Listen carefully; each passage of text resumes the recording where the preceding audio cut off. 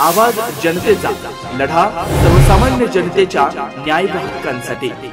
श्री क्षेत्र शिर्डी येथे जाण्यासाठी पुणे जिल्ह्यातील वाघोली येथील लुई ब्रेल अंध अपंग कल्याण संस्था व साई गुरु सेवा संस्था पुणे यांच्या वतीने आयोजित अंध व अपंग साई भक्तांच्या पायी दिंडी सोहळ्याचं राहुरी फॅक्टरी येथे तुळजाभवानी पायी दिंडी सोहळा समितीच्या वतीने उत्साहात स्वागत करण्यात आलं।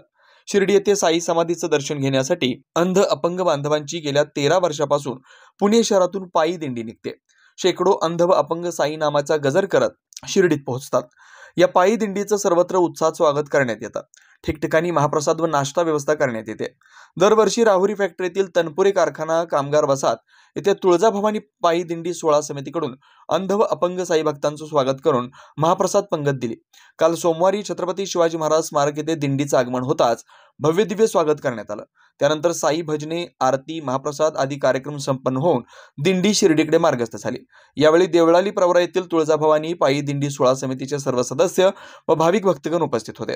आवाज जनतेसाठी श्रीकांत जाधव सह ऋषी राऊत, राहुरी फॅक्टरी। पालखीचा 7वा-8वा दिवस आहे। खूप मजा येते आणि इथले जे यजमान आहेत आजच्या आरतीचे ते नेहमीच आमची खूप छान व्यवस्था करत असतात आणि मजा येते। म्हणजे भक्ती आणि सगळ्यांचं प्रेम, कोऑर्डिनेशन, कम्युनिकेशन आणि कॉन्व्हर्सेशन या सगळ्यावर हे व्यवस्थापन चालतंय। सो मजा येते सगळ्यांना। ओम साईराम। आम्ही शिर्डीला येतोय, तुम्ही पण या। थँक्यू।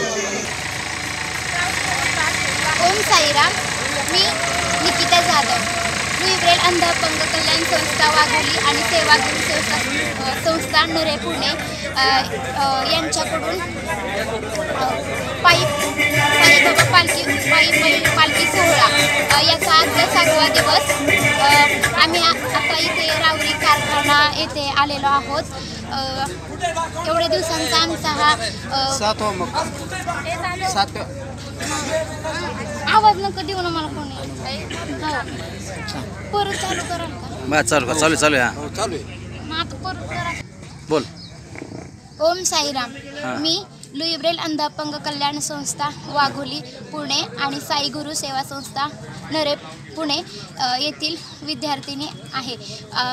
आमचा पुणे ते शिर्डी पायी पालखी सोहळा याचा आजचा 7वा दिवस। आज आम्ही राहुरी कारखाना येथे आलेलो आहोत। 7 दिवसाचा अनुभव सांगायला गेलं तर आतापर्यंत मला खूप छान वाटलं। आमच्या संस्थेने आणि इतर दानशूर साई भक्तांनी वगैरे आम्हाला खूप मदत केली। रस्त्यांनी जाताना सुद्धा आम्हाला पोलिसांचे खूप मदत झाली।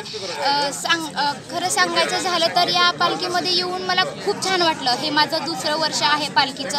असं आतापर्यंत तरी वाटलं नाही की मी खूप थकली आहे आणि मला बसण्याची गरज आहे। असं काहीही झालेलं नाही। आम्हाला काही अडचणीही आलेल्या नाहीत आतापर्यंत।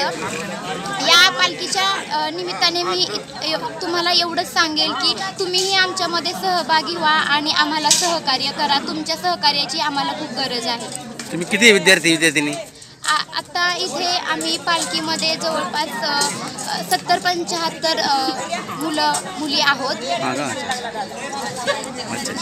काही तकलीफ झाली काय चालताना वगैरे?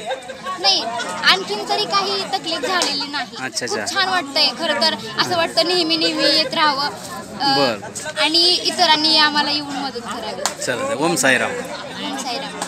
नवनवीन घडामोडी आणि सत्य बातमी पाहण्यासाठी आजच आमच्या YouTube चॅनलला सबस्क्राईब करा, शेअर करा आणि लाईक नक्की करा।